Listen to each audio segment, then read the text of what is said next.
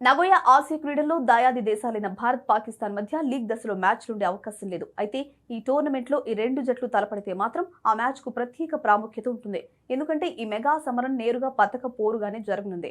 పురుషుల విభాగంలో top 2 seed జట్లుగా ఉన్న భారత్, పాకిస్తాన్ టోర్నమెంట్ ఆరంభంలో ఎదురుపడే అవకాశం లేనప్పటికీ ఒకవేళ తలపడితే అది ఖచ్చితంగా ఫైనల్ లేదా కాంస్య పథక పోరులోనే జరిగేలా డ్రా రూపొందించబడింది.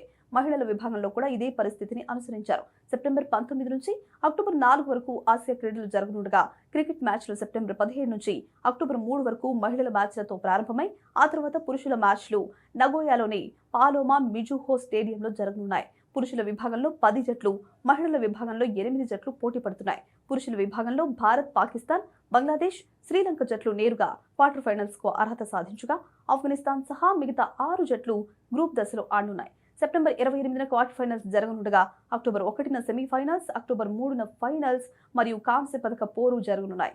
దీని ప్రకారం ఇరు జట్లు కేవలం స్వర్ణ పథక పోరులో లేదా 3వ స్థానం కోసం జరిగే మ్యాచ్లోనే తలపడే అవకాశం ఉంది. ఇక మహిళల విభాగంలో భారత్ టాప్ సీడ్ గా ఉండగా పాకిస్తాన్ 4వ స్థానంలో ఉంది.